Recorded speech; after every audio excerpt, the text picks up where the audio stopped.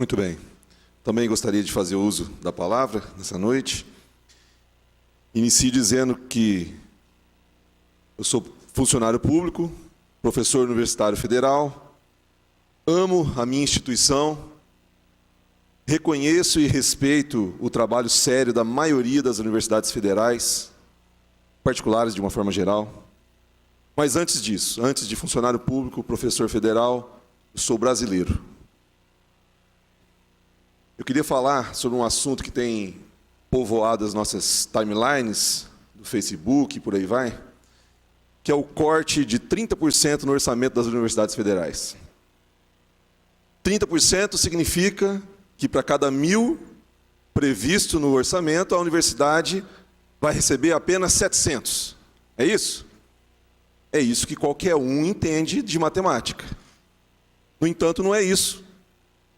Os anúncios que aparecem nas manchetes é esse, 30% de corte, que levam a todos a entenderem que, de cada 1.000, a universidade vai receber apenas 700. Mas não é a verdade, não é, embora seja essa mensagem passada pela mídia. A verdade é que, de cada 1.000 previstos, a universidade receberá algo em torno de 930. Aproximadamente 7% de contingenciamento. Essa é a matemática verdadeira. Qual a razão dessa diferença? A previsão de contingenciamento é de 30% das despesas discricionárias, ou seja, das despesas não obrigatórias.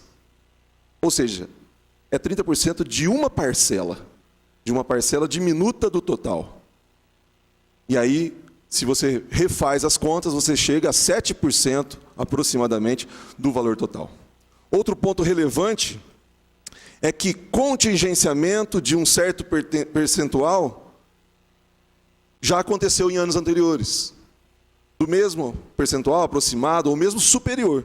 Aconteceu em diversos anos, ao longo dos mandatos do ex-presidente Lula, da ex-presidente Dilma, por exemplo, né? Em 2014 e 2015, as diferenças entre o orçamento planejado e o executado foram de 9,7% e 8,1%, respectivamente. Superiores aos 7% previstos para que aconteça agora em 2019. Nessa linha de raciocínio, cabe ponderarmos qual que é a razão para o atual presidente, o seu ministro da Educação, efetuarem o referido contingenciamento, chamado popularmente de corte. É óbvio que o presente aperto financeiro, a crise sem precedentes que estamos enfrentando, vem como resultado de decisões equivocadas anteriores, dos governos anteriores. Sem contar que o fato do contingenciamento de 2014, 2015 e outros anos anteriores foi também necessário, porém os motivos incluíam a previsão dos governos anteriores saquearem o nosso Brasil.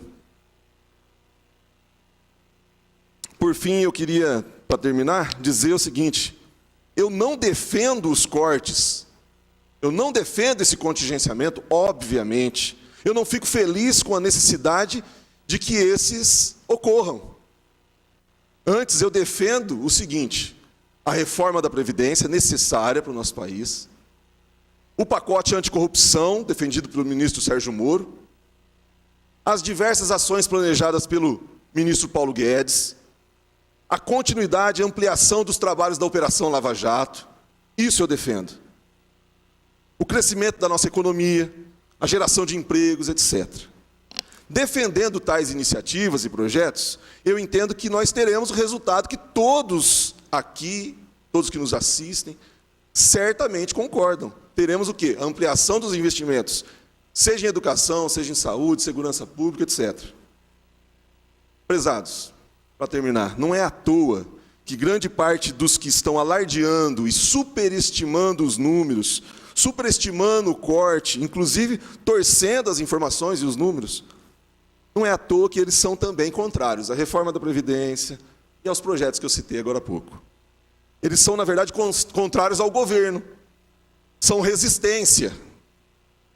Do contrário, eles teriam feito o mesmo barulho que estão fazendo agora em 2014, 2015. Mas não fizeram. Termino com as minhas palavras iniciais. Sou funcionário público, sou professor universitário federal, amo a minha instituição, respeito, reconheço a minha instituição em primeiro lugar e diversas outras instituições que fazem um excelente trabalho, em sua maioria. Mas antes disso, antes de ser um funcionário público e ser um professor universitário federal, eu sou brasileiro. E o brasileiro tem que torcer para dar certo. Tem que torcer para o nosso país dar certo. Não pode defender simplesmente algo olhando para o próprio umbigo. Sou brasileiro. Agradeço a oportunidade. Não havendo mais nada a tratar, agradecendo a Deus e a presença de todos, damos por encerrado os trabalhos dessa reunião ordinária.